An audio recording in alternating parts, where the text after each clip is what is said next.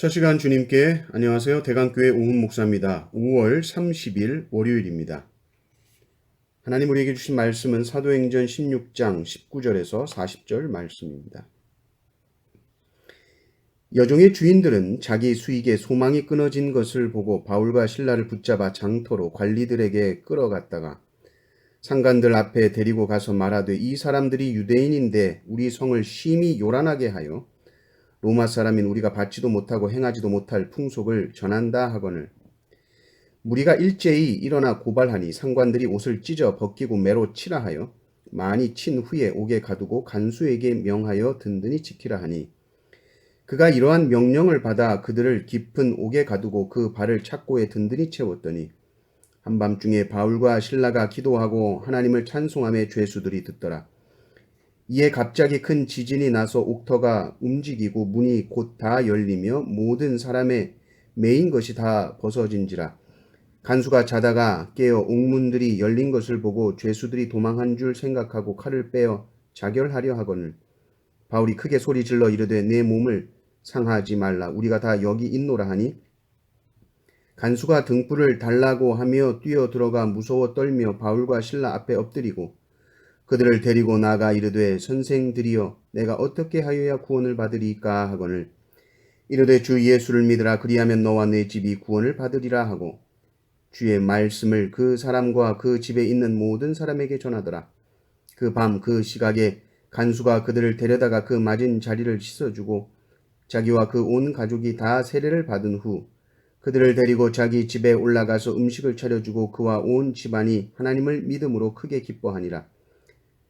날이 새매 상관들이 부하를 보내어 이 사람들을 놓으라 하니 간수가 그 말대로 바울에게 말하되 상관들이 사람을 보내어 너희를 놓으라 하였으니 이제는 가서 나가서 평안히 가라 하거늘 바울이 이르되 로마 사람인 우리를 죄도 정하지 아니하고 공중 앞에서 때리고 옥에 가두었다가 이제는 가만히 내 보내고자 하느냐 아니라 그들이 친히 와서 우리를 데리고 나가야 하리라 한데 부하들이 이 말을 상관들에게 보고하니 그들이 로마 사람이라 하는 말을 듣고 두려워하여 와서 권하여 데리고 나가 그 성에서 떠나기를 청하니 두 사람이 옥에서 나와 루디아의 집에 들어가서 형제들을 만나보고 위로하고 가니라.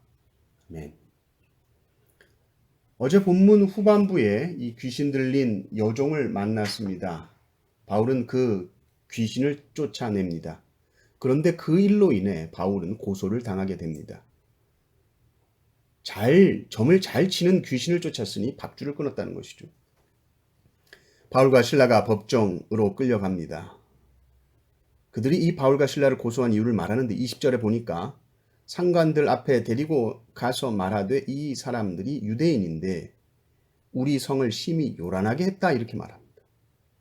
사실 누가 요란하게 했습니까?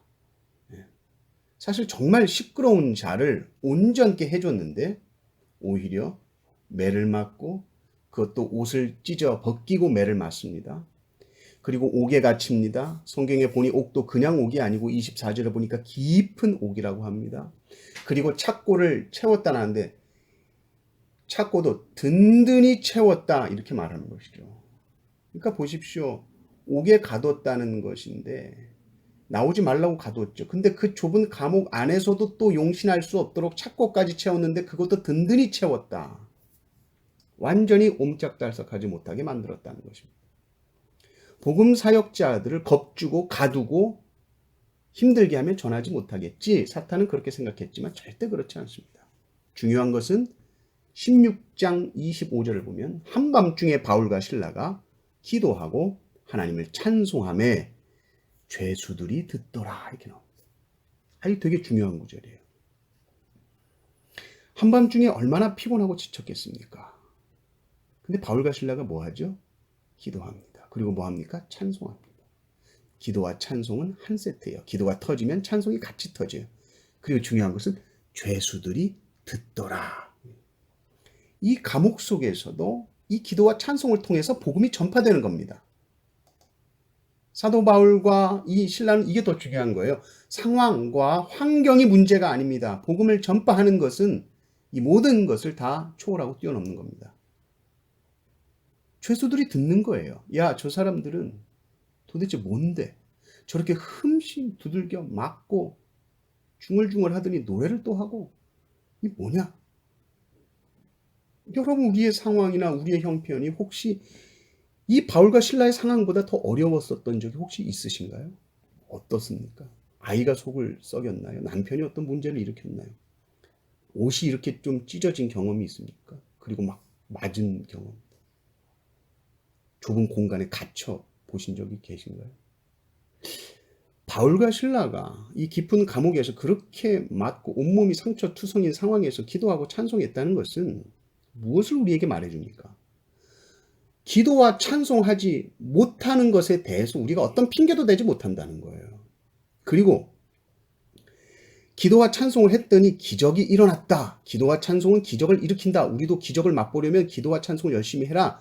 이것을 말한다기보다는 바울과 신라가 기도하고 찬송했던 것이 뭡니까?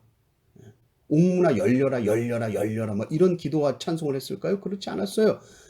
바울의 기도와 찬송은 죄수들이 들으라고 한 겁니다. 기도와 찬송을 통해 그들이 복음을 듣도록 한 것입니다.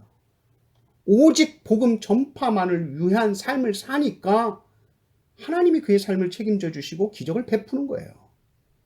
기도와 찬송이 계속 되는 중에 지진이 일어납니다. 땅이 진동하고 벽이 무너져 내립니다. 옥문이 다 열리고 묶인 것이 다 풀리니까 당연히 간수들은 죄수들을 제어할 수 있는 장치가 다 사라져버린 것 아닙니까? 그러니까 다 도망갔겠지.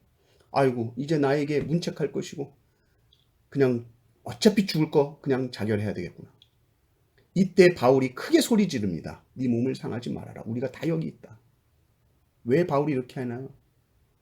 간수들에게 복음 전하려고 이러는 거예요.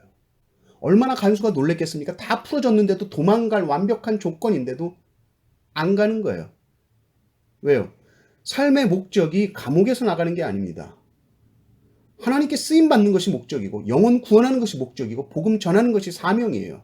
이 감옥에서 지금 이 한 영혼 구할 수 있다면 내가 좀 자유로워지고 평안하고 이런 거에 관심이 없어요. 이 사람. 그리고 드디어 간수가 질문을 합니다. 선생들이여 내가 어떻게 하여야 구원을 받으리까? 그리스도인은 세상 사람들로부터 이 질문을 받기 위해 살아야 됩니다. 그리고 이 질문에 대답합니다. 주 예수를 믿으라. 그리하면 너와 네 집이 구원을 받으리라. 그리고 또 참 이 감동적인 장면이 뭐냐면 간수가 바울과 신라가 맞은 그 자리를 물로 씻어줍니다. 아마 자기가 때렸을 수도 있고 또 자기 동료들과 같이 때렸을 수도 있었겠죠.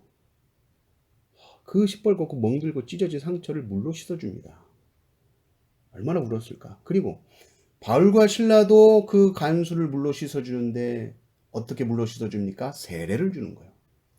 온 가족이 다 세례를 받습니다. 놀라운 구원의 역사가 일어나게 되는 것이죠. 하나님은 우리를 사용하십니다. 그러나 때로는 피하고 싶은 고난을 통해서 하나님은 우리를 사용하셔서 당신의 목적을 이루십니다.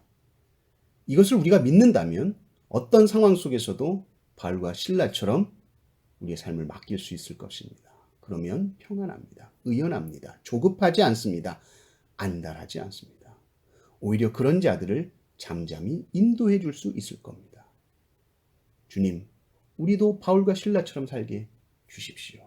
어떤 어려운 상황 속에서도 찬송하며 기도하며 복음 전파가 우리의 삶의 목적이 되어 살게 해 주십시오. 기도하신 여러분들 되시기를 주님의 이름으로 축원합니다.